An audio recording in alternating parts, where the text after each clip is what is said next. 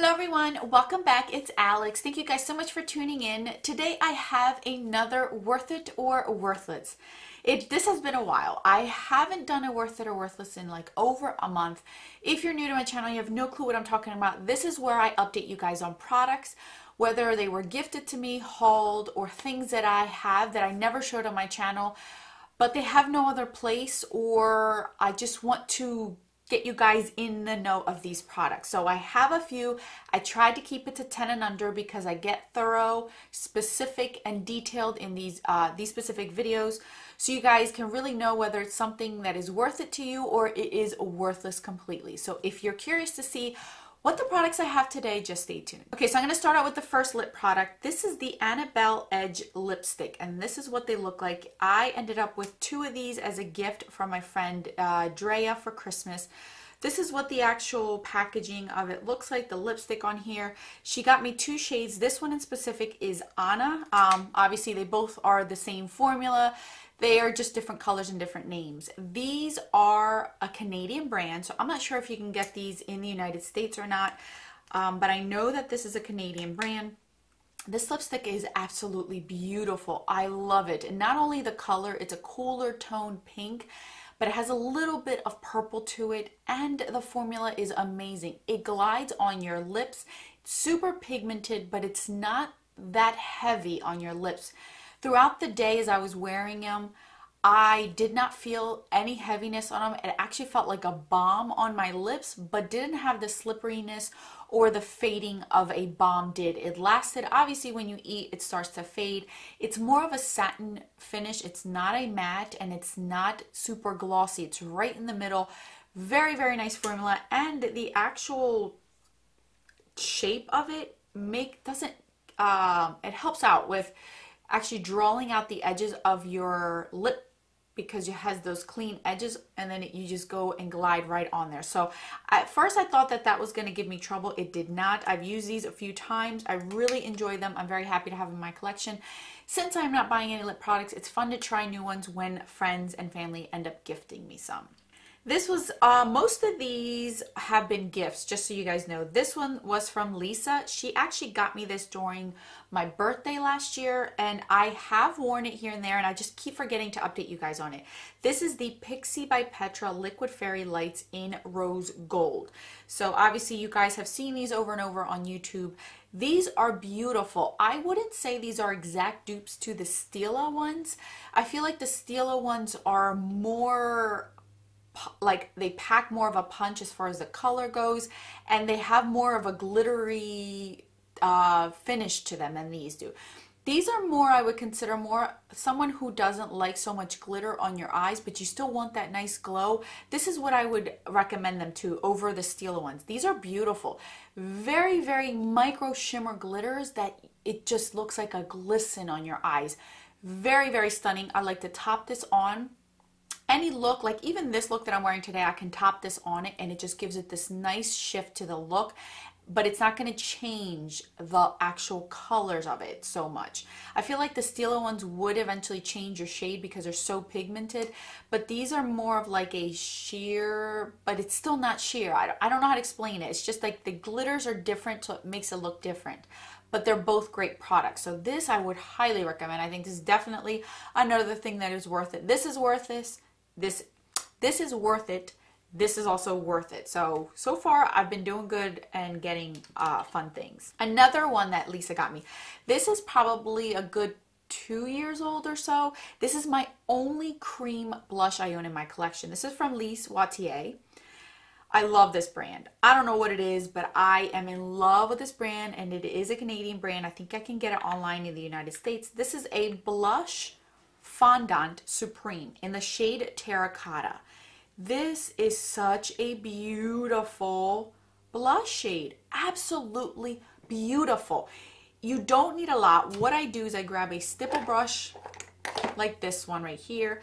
I bounce it, and it is just enough. Blends beautifully. I can put it over powder, and I don't feel like it's going to ruin my foundation, ruin any powder, because it's more like a cream to powder product. It's not super creamy. It's more of a drier formula, so I love it. I've actually been keeping this in my everyday drawer down here to use it more often, since it is my only cream blush. I want to get use out of it before it goes bad, and I love it. This is beautiful. I have no clue if she has any other shades. I have no clue if this is limited edition, but this color by far is it's so beautiful, so beautiful. I love this one. Now on to the last three products, which are all eyeshadow palettes. The first one I want to update you guys is on this one. This is the Academy of Color Berry Edition 9 Shade Shadow. This was a gift from Drea this past Christmas, and I have been playing around with this one. I have used all the colors. I actually think I did use all the colors. So this is what it looks like here. It's more of berry tones, as you guys can tell. You get different finishes in here. You get satin finishes, you get matte finishes, and then you get some that can go wet and then look more shimmery. I can't say you're not getting any metallics. So basically you're not getting any metallics in here, but it is a beautiful palette. I love the colors. The deeper shades work the best in this palette. The lighter shades, they do show up, but you do have to work with them a little bit. The only shade that I found was a dud is this shade right here. This shade just did not pack a punch. It already has hard pan. You barely get any pigment out of this shade at all. Even so, it's so bad. That one's terrible. I tried wetting it. It didn't work. I tried packing it on. I tried using different brushes. I tried scraping the top and using it. That was the one color I was actually looking forward to using, and it ended up not even working out. That's the only dud. The other ones are pretty good. I wouldn't say they're the best. The darker shades lasted longer on my eyes without fading versus the lighter shades. When I would do a soft look, that would fade towards the end of the day, and you could see where it was fading on the crease part, on the outer V, and that's typical with me with drugstore products, eyeshadow specifically. They just fade on me. But I do have to say, like these burgundy shades, these purple shades down here, they actually did perform very well and lasted very well on my eyes. So it doesn't have my 100%, but it is nice. So if you find it, I don't think you'll get disappointed. I think you'll get a beautiful looks out of it, but don't expect the best of the best out of this.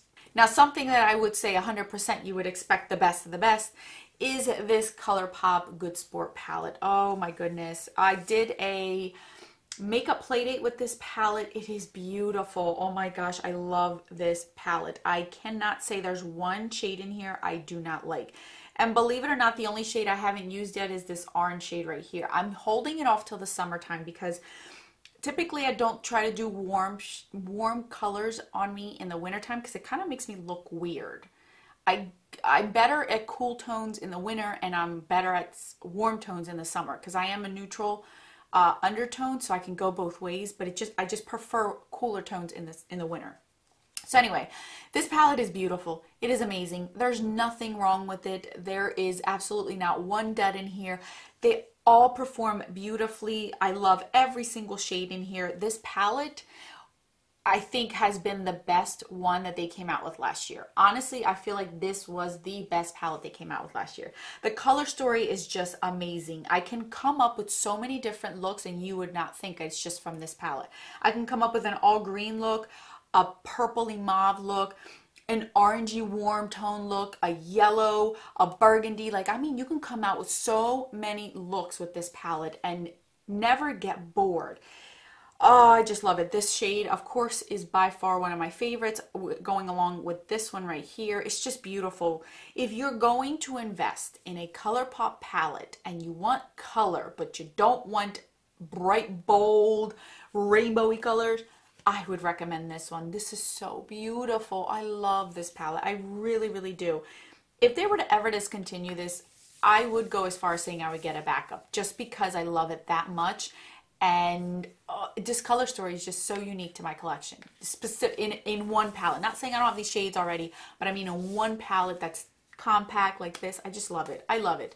100% worth it. I'm telling you, 100% worth it. Now, last but not least is the Anastasia Sultry palette, you guys. This is another palette. Okay, so this palette I was on the fence on getting. I remember talking to you guys about it in a Top Picks and Skips. I was like, it might be boring. Once I saw it in person, I really liked it, and I ended up getting it for Christmas. This is what it looks like here, you guys can tell. I've used every shade but 2 in here. I've used it on my free time. I've used it on camera during a makeup play date. So you guys have seen this used over and over. I was hesitant on this one because I'm not a fan of these gray shades. I ended up grabbing this gray shade Slate and mixing it with this color right here, the Bloom shade, in my crease as a one look. Like I bounced it back and forth on those 2 shades and put it in my crease, and it ended up being the soft lavender shade. Believe it or not, I know. Let me see if I can recreate it. I don't know how I ended up doing it, but it just ended up looking like a lavender shade. It was just so beautiful. See, it ended up being like this lavender color on my crease, and it was so beautiful. I found a way to work with that gray because I'm not too fond of grays. I don't have a lot of grays in my collection. I don't care to have a lot of grays, but mixing these two, it looks so beautiful on the crease. Every shade in here is gorgeous. I have no complaints but one. If you end up using this palette and you use your finger on any of these glittery, shimmery shades, just don't pack too much on your lid. I don't have hooded lids. As you guys can see, I got a lot of space up here. I got a lot of space from here to here. Like, I got space. And I found that if I packed with my finger, like on an everyday, not wearing lashes, not wearing anything but mascara, and I would put my finger in one of these and then pat it on my eyes and continue to build on it more, I found that as I went throughout my day and every time I would open my eyes and close it, I would get a little bit of transfer up on my crease area and a little bit above my crease from the shimmery color. So if you are going to pack it, you don't need a lot, but I wanted to test it because I am testing it out for you guys and wanted to do that. So I did find that to be an issue, that if you put too much on your lid, it might transfer up. Use a glitter glue, wet it. It'll give you even more of an impact, more of a staying power.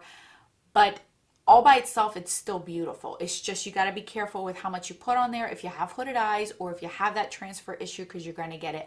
I have never had those issues. I very rarely have them. But I found that these are just so pigmented and so in your face that that's just a little bit.